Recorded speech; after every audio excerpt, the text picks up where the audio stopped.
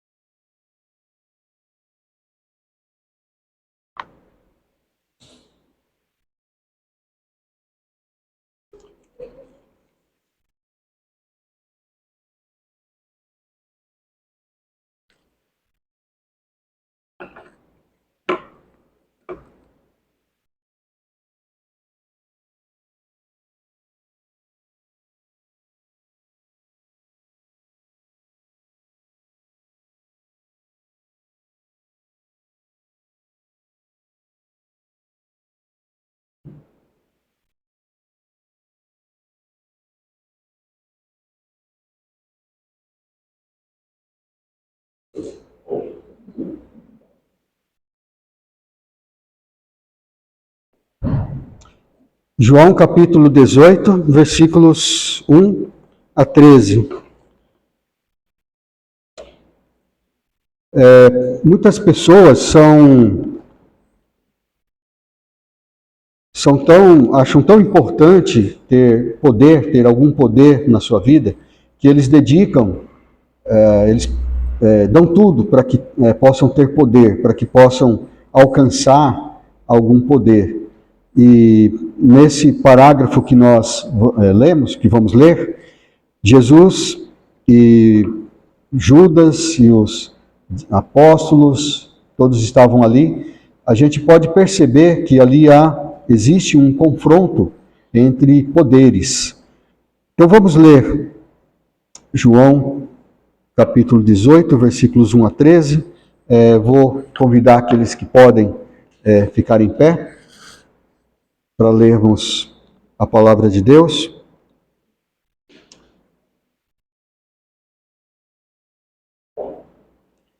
Tendo Jesus dito estas coisas, saiu juntamente com seus discípulos para o outro lado do ribeiro Cedron, onde havia um jardim. E aí entrou com eles. E Judas, o traidor, também conhecia aquele lugar, porque Jesus ali estivera muitas vezes com seus discípulos. Tendo, pois, Judas recebido a escolta dos principais sacerdotes e dos fariseus, alguns guardas, chegou a este lugar com lanternas, tochas e armas. Sabendo, pois, Jesus todas as coisas que sobre ele haviam de vir, adiantou-se e perguntou-lhes: A quem buscais? Responderam-lhe: A Jesus, o Nazareno. Então Jesus lhes disse: Sou eu.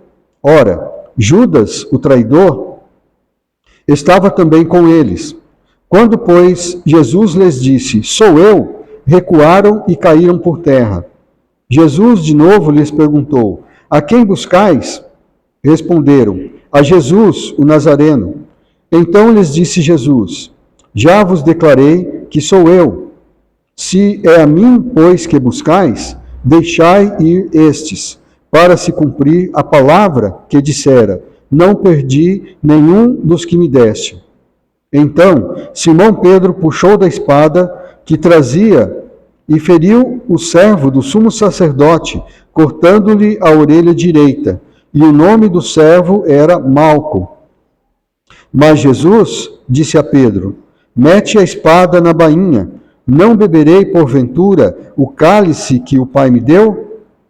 Assim, a escolta, o comandante e os guardas dos judeus prenderam Jesus, manietaram-no e o conduziram primeiramente a Anás, pois era sogro de Caifás, sumo sacerdote naquele ano. Vamos orar? Obrigado, nosso Pai, porque o Senhor tem nos dado a Tua palavra. Obrigado por esse momento que estamos aqui também para aprender, para meditar sobre o que lemos, que o Teu Espírito esteja nos guiando. Abençoa, Senhor, aqueles que não puderam estar aqui hoje, esteja cuidando.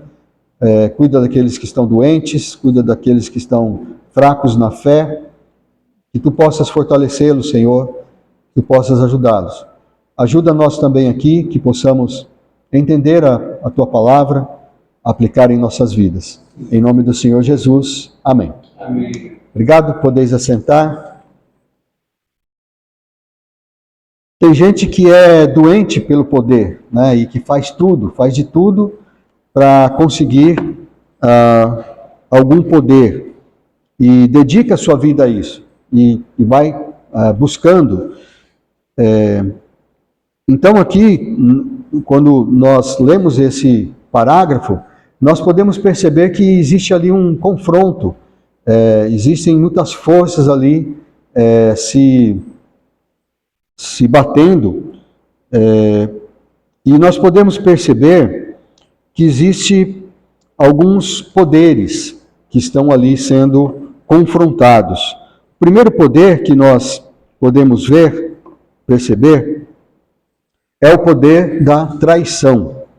Porque ali, nesse trecho, nos versículos 1 a 3, nós lemos que Jesus, ele saindo dali, daquele ambiente que ele estava, lembra que ele estava fazendo aquela oração com seus discípulos, tudo isso aconteceu durante a última ceia, a ceia em que Jesus distribuiu o cálice, distribuiu o pão e disse que aquilo representava a nova aliança. Então ele estava se despedindo, fez aquela oração, e aqui, quando começa o capítulo 18, a gente lê que eles saíram, Jesus e os seus discípulos saíram do outro lado do ribeiro Cedron, ou seja, eles desceram a um vale, dali de Jerusalém, eles desceram um vale, ali tinha um ribeiro, esse ribeiro ele não corria o tempo todo, ele só corria quando a neve derretia, ou assim, de vez em quando, né, então passava ali nós costumamos chamar de córrego, né? Então era um ribeiro chamado Cedron. Então naquele vale eles desceram e depois eles continuavam subindo para chegar no Monte das Oliveiras. Mas ali então, do outro lado desse ribeiro, tinha um jardim, que era o jardim do Getsemane, onde eles sempre se reuniam ali, eles sempre iam lá para orar, para conversar, para ficar ali.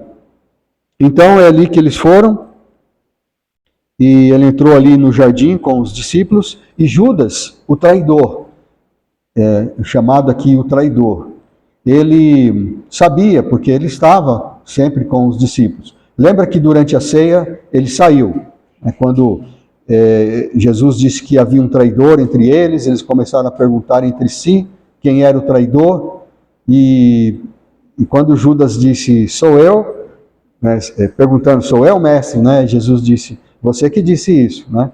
Então vai e faz logo o que você tem que fazer. E ele saiu, né? Então ele não estava, durante aquela oração e tudo, ele já não estava. Nesse meio tempo ele tinha ido lá chamar, avisar os sacerdotes que Jesus provavelmente ia lá para esse lugar, que ele sabia que Jesus sempre ia para lá. Então, nesse momento, então, Judas estava chegando, Judas o traidor. E ele, então, tinha recebido já a escolta dos sumos sacerdotes, os guardas, e foram lá com lanternas, tochas e armas, naquele jardim. Então, é uma coisa muito forte isso, porque é uma traição. Judas sabia dos hábitos de Jesus, ele sabia por onde Jesus andava, ele sabia tudo. E aqui não fala, mas a gente sabe que quando ele chegou, o sinal que ele tinha dado para eles saberem quem que eles deviam prender, porque naquele tempo não era como hoje, né, que você tinha fotografias para mostrar, tinha lá o celular para mostrar, ó, esse aqui, né, ou na televisão as pessoas viam. Então não era assim, eles, principalmente porque era noite, eles nem sabiam quem era para prender. Então ele disse, olha, aquele que eu beijar é esse que vocês vão prender. Então a gente sabe disso. Então é uma coisa muito forte, porque Judas queria alcançar algum poder através da traição. E foi nesse jardim, esse jardim bonito, o jardim do Getsêmani, o jardim agradável, onde eles sempre estavam ali compartilhando coisas boas, que aconteceu esta traição de Judas. O poder da traição, ele pode trazer riquezas, né? Ele pode fazer alguma pessoa alcançar poder, e ele pode também fazer a pessoa alcançar riquezas, que também é poder. Quem é rico, ele tem poder. Judas, ele recebeu 30 moedas de prata para trair Jesus. E essas 30 moedas de prata, a gente sabe que depois que ele morreu, porque depois disso ele se suicidou, depois de tudo, né? Ele não pôde aproveitar aquelas moedas. Inclusive ele devolveu aquelas moedas depois, quando Jesus foi preso e crucificado, porque ele sentiu remorso. E com aquelas moedas, como era moeda de propina, né? Moeda de corrupção, moeda que simbolizava uma traição, os sacerdotes não queriam colocar essas moedas na oferta lá no gasofilácio, porque eles tinham alguma consciência ainda, né, do que era sagrado. Então eles falaram, vamos comprar um campo com essas moedas. E eles compraram o campo do oleiro, né, que é o Aceldama, que foi chamado campo de sangue. Aceldama significa campo de sangue. E ali eles fizeram então um cemitério para estrangeiros. Compraram ali um campo, é esse que vocês podem ver, aparece lá na internet, aparece lá na Wikipédia, que é um lugar ali, descendo, né, antes de chegar lá no vale, é esse lugar que eles compraram. Então o dinheiro que ele ganhou com a traição era um valor considerável, dava para comprar o terreno, não é verdade? Se a gente fosse pensar quanto custa um terreno hoje, né? Então é esse valor que ele ganhou. E vamos pensar que Judas não tivesse se suicidado, que ele estivesse numa boa, tivesse aproveitado aí esse poder, essa riqueza que ele ganhou com a traição, e ele tivesse filhos e netos, bisnetos, e aí ia passando, né, ele tivesse comprado esse campo, por exemplo, e isso ia passando de geração em geração. Quanto será que custa esse campo hoje lá, no meio de Jerusalém, no centro de Jerusalém? Uma grande fortuna, com certeza. Ele ia aproveitar, porque hoje é um ponto turístico, as pessoas vão lá para visitar esse cemitério aí. Então, a traição, ela é uma maneira das pessoas alcançarem o poder. Mas a traição, ela é tão horrível, ela é um ato tão abominável, que até existia na lei um tratamento especial, uma lei especial para as pessoas que eram traidores. O assassinato em si, ele já é um ato que merece uma punição muito grave. Inclusive, na lei, quem matava, ele recebia a pena de morte, na lei de Moisés. Mas quem matava a traição era pior ainda. E então, existe lá um termo na lei que dizia, lá em Êxodo 21:14, se alguém vier maliciosamente contra o próximo, matando-o a traição, você pode tirar ele até do altar, porque existia um certo cuidado, né? Se a pessoa, qualquer criminoso que chegasse, por exemplo, entrasse lá no templo, ficasse lá e se encostasse lá no altar, então eles não podiam tirar ele dali. Era uma forma dele se proteger ali. Ali ele estava que nem algumas pessoas entrando aí nas embaixadas, né? Teve uma polêmica aí esse tempo atrás, né? De alguém entrando numa embaixada segundo eles diziam, para se proteger, né, da polícia. Então era assim quando entrava lá no templo. Mas para quem matava alguém, a traição, então podia entrar lá na embaixada e pegar ele, né? Não tinha problema. Foi isso que aconteceu lá no Equador, né? Entraram lá na embaixada e pegaram lá um criminoso que estava lá. Então, era assim, e inclusive isso aconteceu com uma personagem famosa da Bíblia, que é o Joabe. O Joabe, ele matou pelo menos 2 pessoas à traição. Ora, Joabe era um general do exército, ele matava muitas pessoas. Era normal matar pessoas porque ele era um general, ele estava na guerra, e na guerra matava-se pessoas. Davi matou muitas pessoas nas guerras. E isso não era crime, porque era a guerra. Mas, além disso, o Joabe, ele matou 2 generais, né? Porque esses generais estavam ameaçando a sua posição de general. Um deles era o Abner e outro era o Amasa. Amasa, inclusive, era parente dele. E ele matou a traição, ele matou esses 2 generais dessa forma. E aconteceu justamente isso com ele. Quando Davi não fez nada com ele, porque não tinha poder que afinal ele era o general do exército, né? Davi, mesmo sendo rei, não podia fazer nada contra Joabe, mas isso ficou guardado. E quando Salomão reinou no lugar de Davi, Davi deu instruções. E ele disse: olha, Salomão, eu não pude fazer nada com Joabe, mas você não precisa poupá-lo. Se ele pisar na bola de novo, você não perdoe. E aconteceu, né, que o Joabe, no final, ele ia trair o Salomão, né, ia trair o Davi, porque ele se associou com outro filho de Davi para fazer um complô e tornar rei. Então, o Joabe, quando ele foi pego no seu pecado, no seu crime, e Salomão mandou matá-lo, né, mandou o outro general que tomou o lugar dele, ele fugiu e segurou lá na ponta do altar, né?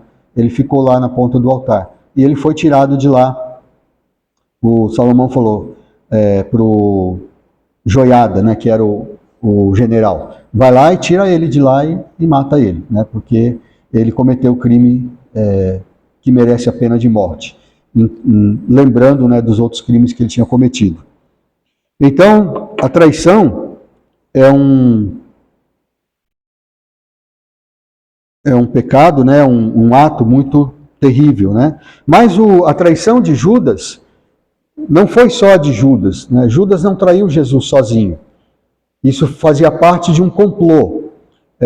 Nós lemos em Mateus 26, 3 e 4, em Marcos 14, 1, que, na verdade, eles tinham combinado isso aí, né? Os sacerdotes, principais sacerdotes, os anciãos, os escribas, eles estavam planejando isso há muito tempo, essa traição de Jesus. Então, todos eles foram traidores, não só Judas.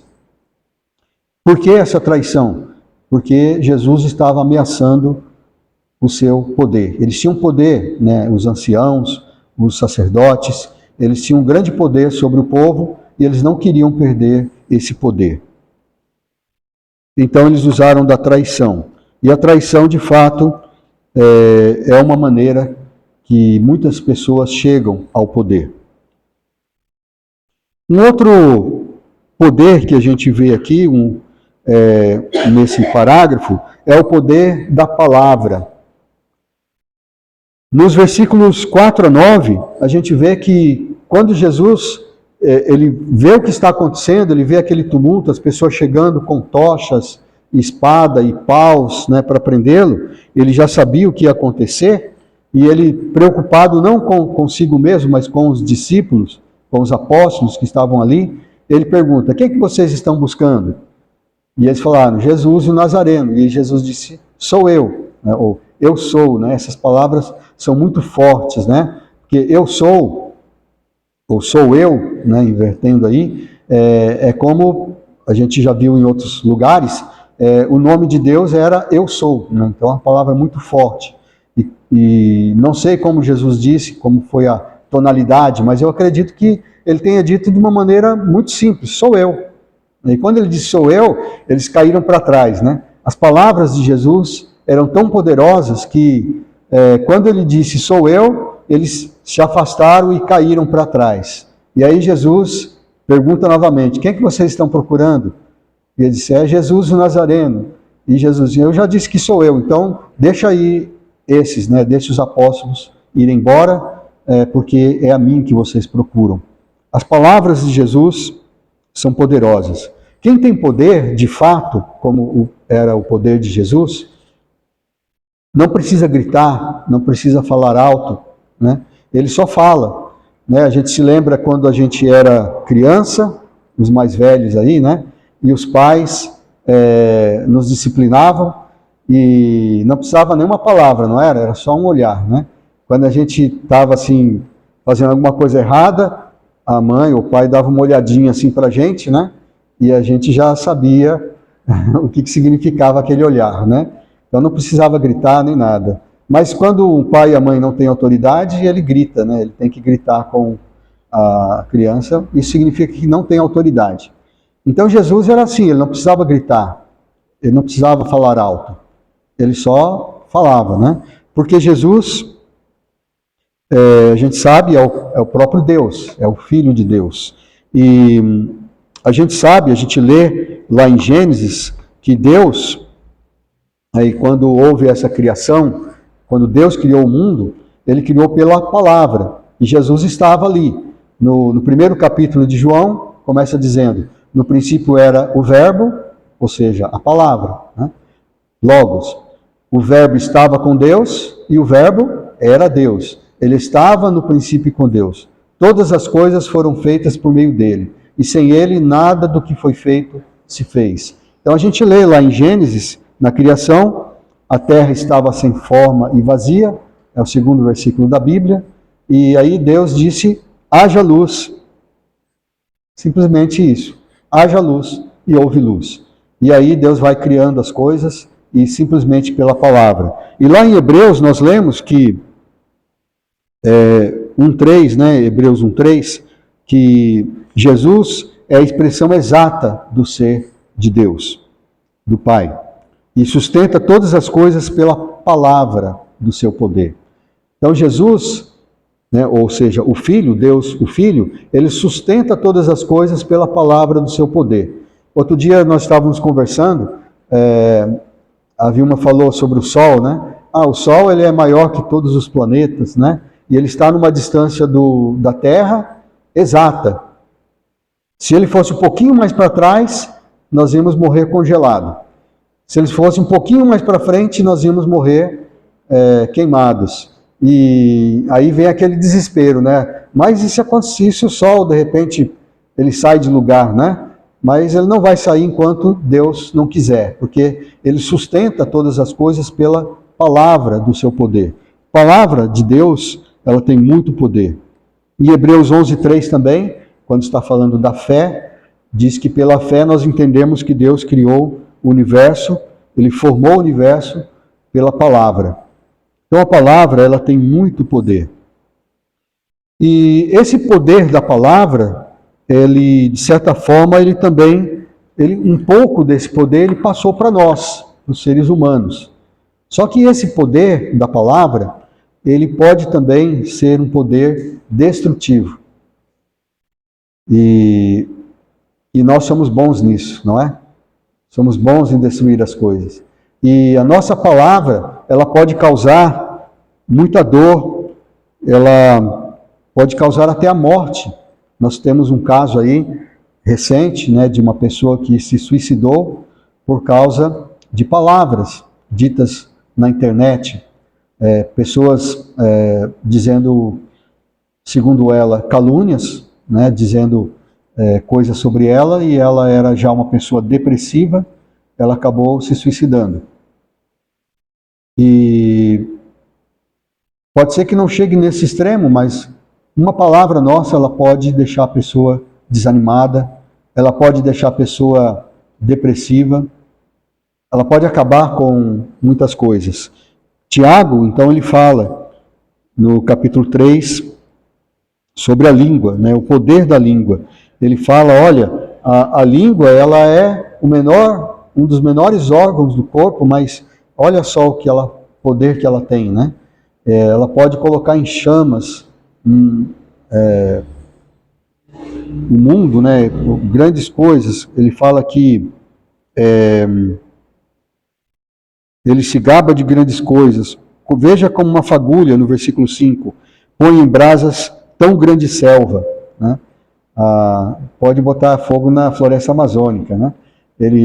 Uma faísca pode botar fogo na floresta amazônica, né? As pessoas que passam de carro, por exemplo, na rua, na estrada, e alguns gostam de fumar dentro do carro, né? Enquanto dirigem, e eles jogam, né, o cigarro depois que eles terminam, mas o cigarro ainda tem aquela brasa, né? Aquela brasinha lá, ela pode gerar um grande incêndio, né? Então é muito perigoso, eles sempre alertam para isso. Mas a palavra, ela tem poder, e às vezes esse poder pode ser destrutivo. Um outro poder que nós encontramos aqui, nesse parágrafo, é o poder da submissão. Poder da submissão. Mas como assim? Ser submisso pode trazer poder? Sim, é isso que nós podemos entender lendo os versículos 10 a 13. Porque quando estava acontecendo tudo aquilo, o Simão, ele é sempre o voluntário, ele é sempre o primeiro, né? Falou, eu vou defender. Senhor, se vocês não quiserem, eu vou sozinho, né? Pegou a espada lá e mandou ver, né? Eu acho que ele tentou rachar a cabeça do Malco lá, um dos servos lá, né, do sumo sacerdote. Eu acho que eles usavam um tipo de capacete, né? Talvez pegou ali e raspou, né? E acabou cortando só a orelha, né? E aqui não fala, mas Jesus curou a orelha desse servo, né? Lucas é que fala isso. Jesus apartou a briga ali, né? Disse, Pedro, não, deixa quieto, Pedro, né? Jesus, então, diz aqui nesses versículos, né? Mete a espada na bainha, diz no versículo 11. Não beberei, porventura, o cálice que o Pai me deu? E aí, então, depois disso, a escolta, então, leva Jesus e Jesus vai sem reagir. Então, Jesus, aquele mesmo que tinha o poder de, só pela palavra, ele fazer as pessoas se afastarem, ele não usou esse poder, ele foi submisso ao Pai. Ele disse, eu não beberei o cálice que o Pai me deu, e ele ensinou isso também para o Pedro e para todos os outros, se eles estavam pensando em reagir, né, em esboçar alguma reação, ali eles já viram que não era para fazer isso. Pedro guardou a espada e acabou fugindo, e Pedro depois foi acompanhando de perto, a gente vai ver isso depois, mas os outros todos fugiram, porque eles viram que não adiantava lutar. E então eles levaram só Jesus, porque Jesus, ele já tinha dito, e o que Jesus disse se tornou uma profecia, que ele disse, olha, não perdi nenhum daqueles que me deste, disse ao Pai, né? A não ser aquele que já estava perdido, né? Que era o Judas.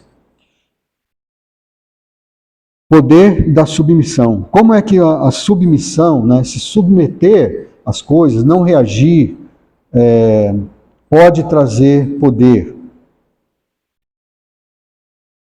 Pedro, depois, né, tudo já tinha passado, ele se tornou um líder da igreja, um líder importante da igreja. E ele escreveu sobre a submissão da mulher, entre outras coisas, né? Ele disse lá em 1 Pedro 3:1, mulheres, sede igualmente submissas aos seus maridos, ao próprio marido. Eu vi um glória a Deus, né?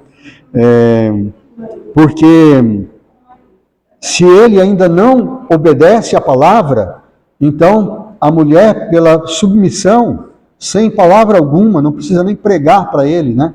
Só o poder da submissão da mulher pode fazer com que o marido se converta, né? E aí o Paulo também fala um pouco sobre isso, né? Mas o Paulo não, acho que não exagera tanto.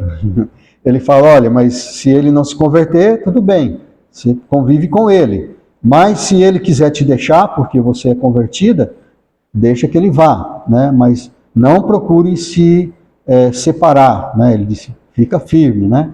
mas seja submissa.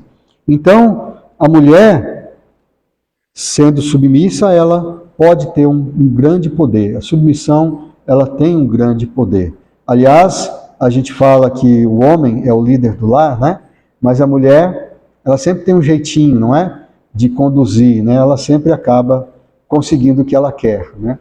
E a gente vê aí, então, um poder de submissão. O próprio Senhor Jesus, ele era submisso aos pais. Olha só, quando ele era criança, a gente vê aquela história, quando Maria e José tinham ido com a sua família para adorar em Jerusalém, eles sempre iam em uma caravana, iam a pé, e eles perderam Jesus, acharam que Jesus estava com os parentes na frente, né, naquela caravana que ia voltando, mas Jesus estava lá, discutindo com os escribas, com os anciãos lá no templo.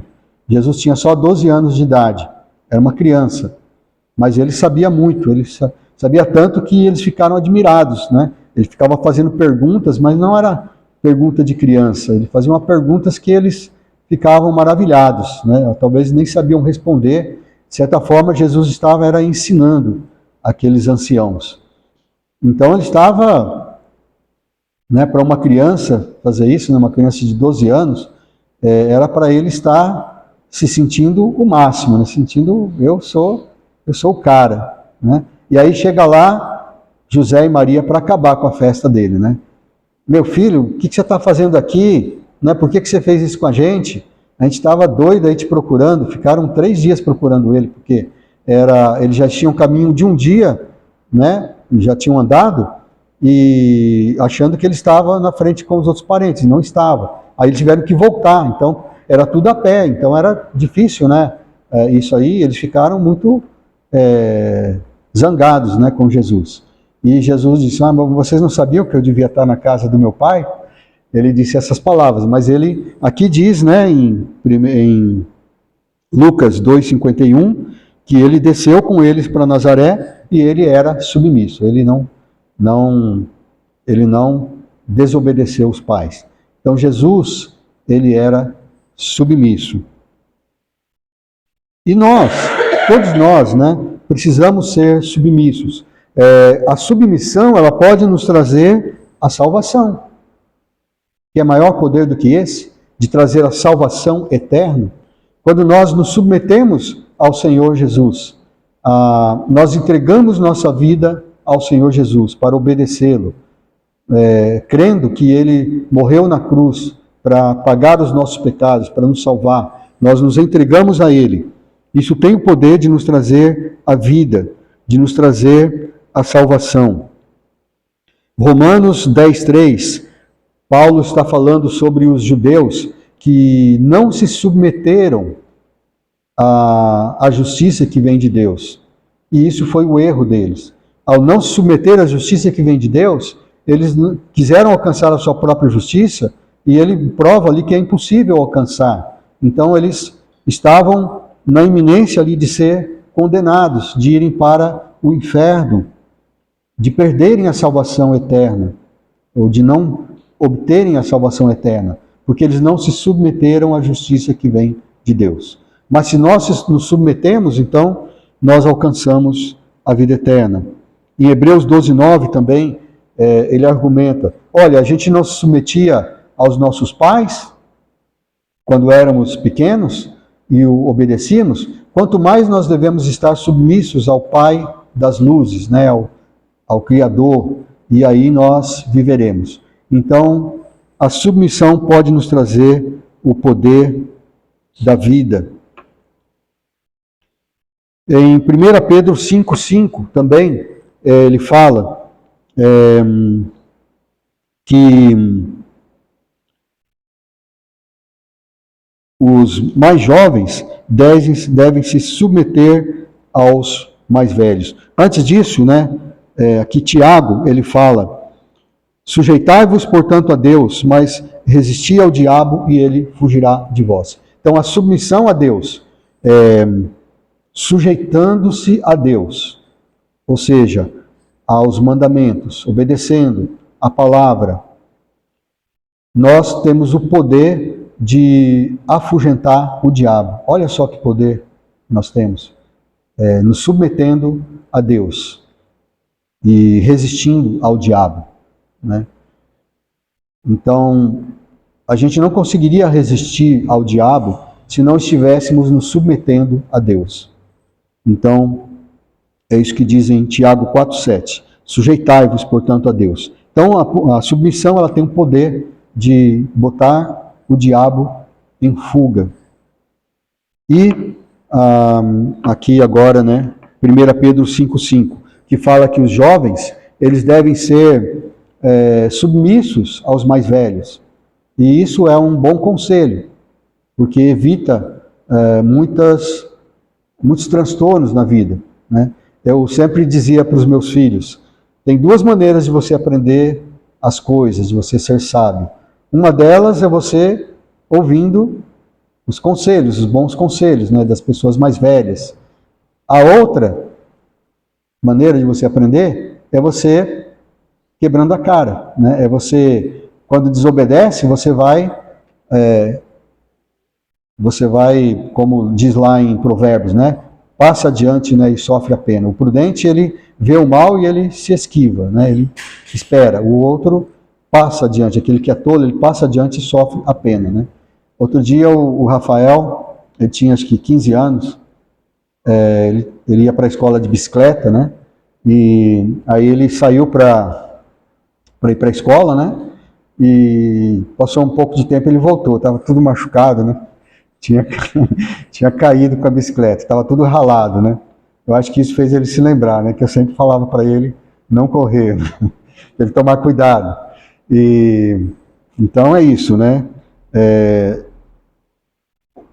A submissão, ela tem o poder de nos proteger, né, de muitas coisas, de muitos males, né? E tem poder para fazer com que a gente alcance as coisas mais rapidamente, porque não é melhor a gente aprender com os conselhos, né? Ou seja, principalmente se esse conselho é da palavra de Deus, com a sabedoria da palavra de Deus, é muito mais rápido para a gente aprender, não é? Agora, se você quer testar, né? Ou não, eu vou fazer de outro jeito para ver se funciona, né? Aí acontece, né? Da gente sofrer e aprender através do sofrimento. A gente costuma dizer, né? Quem não aprende pelo amor, quem não vem pelo amor, vem pela dor, né? Ou quem não aprende pelo amor, a gente aprende, né? Pela dor. E é o pior jeito, né? De aprender. Então, irmãos, nós vimos aí que há pelo menos 3 poderes que estavam ali em confronto. O poder da traição, que de fato trouxe poder a Judas, mas foi um poder maldito, né? Um poder que o levou até quase que imediatamente aí à morte.